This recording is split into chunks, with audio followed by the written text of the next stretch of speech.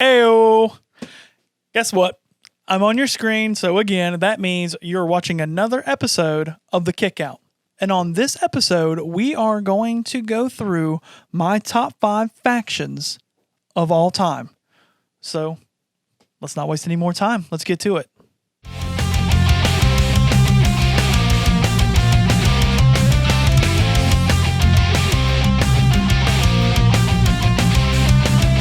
Okay, so top 5 factions all time. I have a lot of notes to go through, but this was probably the most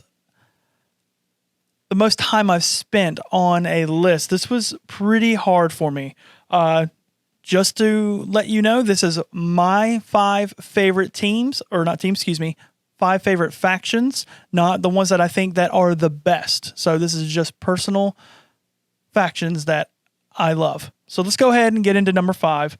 So number 5 was a pretty tough one for me. It was it's kind of a tie between everybody. I really liked King Booker's Court. I really enjoyed Team Angle. But I think the one that gets the nod for me in this one was the Radicals. Seeing Dean Malenko, Chris Benoit, Perry Saturn, and Eddie Guerrero coming over from WCW during that time and coming in and just wrecking havoc. I absolutely loved those guys from WCW and then coming over to WWE. It was just great to see them whipping WWE ass. I really loved it. Plus the talent that's on there is impeccable. It's such a great team. They might not have done much, but the team itself was just great. Just a super, super solid team. So they get that nod just on pure athleticism and charisma. And 2 of the guys, Benoit and Guerrero, ended up having very lengthy, legendary careers too. So, so the Radicals are number 5 for me. So number 4, no pun intended, is the Four Horsemen. The Four Horsemen was an extremely awesome team to see when I was growing up. It always seemed like they had the toughest dudes in wrestling on that stable. Even before my time, Ole Anderson, Arn Anderson, Tully Blanchard, Barry Windham, Lex Luger was even in there. I mean, they just had like tough dudes in there. When I got in there, I got to see, people like Chris Benoit, Arn Anderson, Ric Flair, Sting, Brian Pillman. I was really, really into the Brian Pillman angle with the Four Horsemen in WCW. I was really into that. And at the same time, that's when Benoit came over from Japan and Dean Malenko was doing his thing with the cruiserweights.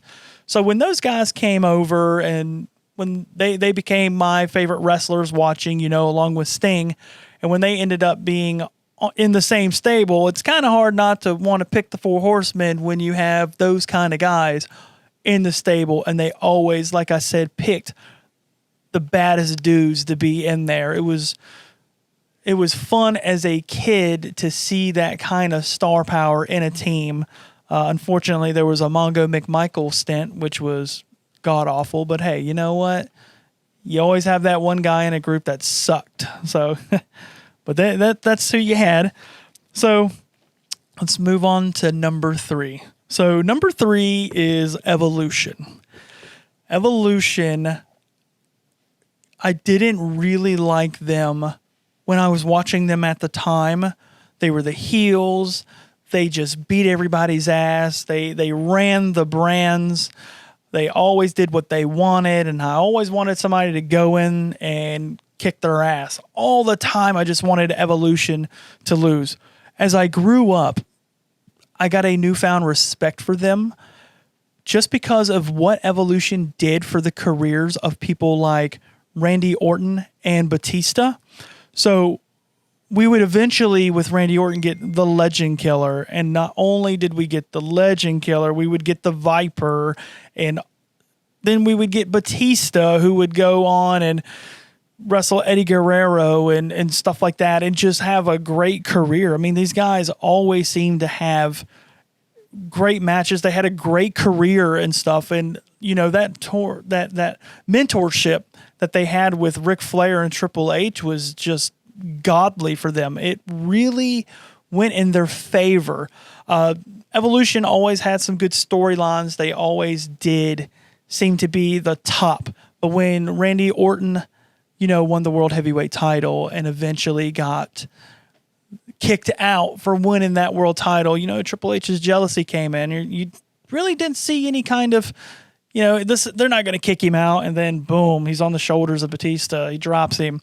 And then, the Elimination Chamber comes up and Triple H throws Batista under the bus so he can continue on and get his world title shot. So that wasn't a very good, it didn't sit well with Batista. And I thought the storylines that came out of Evolution for those two guys did wonders. And I still think if it wasn't for that, I think it would have been maybe a little bit different career path for those guys. But I don't know. There was just a lot of talent behind those dudes. But I think Evolution was a great stepping stone for those guys. So number 2, I know a lot of people are thinking that there's a team that should be number 2, but I'm going to tell you now, it's not the team that you think it is. For me, it's the New Day. Kofi Kingston, Big E, and Xavier Woods are such a great trio. They mesh so well. Their comedy mixed with their in-ring ability is bar none. You have a submission artist, you have a high flyer, and you have a power wrestler. They have all 3 in one team, and they do it beautifully. Not only does that complement them, but with that also they have a great merchandising setup. They know how to sell, and they always seem to get a new gimmick going. When something dies out, they're able to bring something out and make it better than the last one. Just go back and watch the introduction of Booty-O's. The moment that they come out and they start talking, the crowd gets so loud over them that they have to stop talking and wait for the crowd to calm down. And then, of course, Big E feeds into it, and Kofi gets into it, and Xavier Woods, gets into it too. They're just they're so genius at making the crowd, just building them up. They're just super good at it. Eventually, they were so good that Kofi ended up winning the WWE Championship because they had such a following. I mean, you don't see that very often where a trio or a faction is behind one wrestler like that and wanting them to win the world title as they did. I don't want to say world title, excuse me, the WWE Championship. It was such a good moment to see a team never split and always thinking of new avenues to build themselves. And they did that. They sold pancakes and cereal and T-shirts and unicorn horns. And they're easily one of the best tag teams together ever. They've accomplished so much that they could retire now and they would easily go into the Hall of Fame. But that's enough on the New Day. But I know what y'all were thinking, who was going to be number 2, but it wasn't. So let's go with the number 1 team that I think changed it all for wrestling. And that's going to be the NWO. I'm not talking about the Wolfpack. I'm talking about the NWO Black and White. Little did WCW actually know how much they were going to change the face of the industry.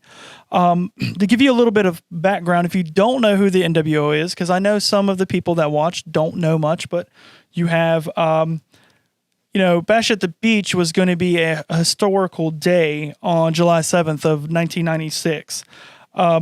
But before that date, Scott Hall came out and appeared on a Nitro on the 27th. And he came out there, calling out Eric Bischoff and Ted Turner. And he called out Macho Man, call him the Nacho Man. He wanted to call them all out and, let them know that he wanted an invasion. He was calling them out. And then 2 weeks later on June 10th, Kevin Nash comes out and interrupts Eric Bischoff, and then they're calling out the same people again, and they're telling them that they want to set something up. They want to do this. And then, the steam is getting picked up, and they end up going to Bash at the Beach. And Bash at the Beach is going to showcase Sting, Luger, and Macho Man Randy Savage versus the Outsiders, which is Hall and Nash. And they don't have their third member, and they've been promoting there's a third man coming this entire time, that it's going to be the surprise of the century. Nobody's going to see it coming. Well, they're doing their match, and there's bodies laying everywhere, and you see Hulk Hogan come down to the ring, and being a young kid, seeing something like that, Hulk Hogan's coming in to save the day, because that's what he always does. And he comes into the ring, and Nash and Hall, they get out of the ring, and they're talking trash to Hogan, and Hogan's, standing there making sure they don't get in the ring, and he pushes the ref to the side, and Macho Man Randy Savage is laying there, and he lays the leg drop on him. And I think that's the most real reaction I've ever heard of a crowd. And Tony Schiavone, when he goes, Hulk, Hulk, Hulk. And it's just such a great moment, because that's the moment the face of wrestling changed. The NWO got so big that it was considered its own brand. Not only was its own brand, but the t-shirt is still the number one selling t-shirt of all time in wrestling. It is. It's just, that's how iconic the NWO was in the wrestling industry. Now, they did start adding every single person you can think of in the NWO, but I'm focusing just on Hall and Nash and Hogan and what those three actually meant to the industry of pro wrestling. It was such a cool thing to go through, witness, and be a part of that wrestling history. It was very rich of storyline. You just didn't see Hogan coming out doing that. There's a lot of speculation that Hogan was named the guy that night, that they thought that they would do somebody else. I mean, I don't really know, but being able to watch the NWO and to be a bad guy and to be cool at it, you don't really see heels being cheered. And that was something that WCW didn't expect. Eric Bischoff didn't expect them to get cheered, so it was kind of hard to get over some of the good talent because the NWO was so popular. So the reason, let me get down to it, of why they're number one, and for me, well, they changed it all. Imagine if Hall and Nash never went to WCW. Where would we be at now with wrestling? It's such a centerpiece for the wrestling universe. It's such a great thing to see. If you don't know what the NWO is or anything about what I'm talking about, go back to 1996 of May and just watch from there on out. And that's literally when the war started of the Monday night against Raw and WCW Nitro. It was such a great thing, and NWO carried it. And they carried the storylines with Sting and Goldberg. It was really awesome how they did that kind of stuff. So I encourage you, if you don't know any of these teams, go look them up. Go educate yourself, because these are great teams. And I want to know who you think is going to be in there. And I know there's a team out there that y'all thought I was going to say, but I didn't say. But I want to see where your ranking is. Reach out. Let me know. I'm all ears. But once again, I appreciate you coming in, stopping in, listening to the Kick Out, because I love doing it. And I'll have my next episode next Monday. And I'm not going to tell you what it is, but I will let you know the day before. So thanks again for stopping in. I'll see you.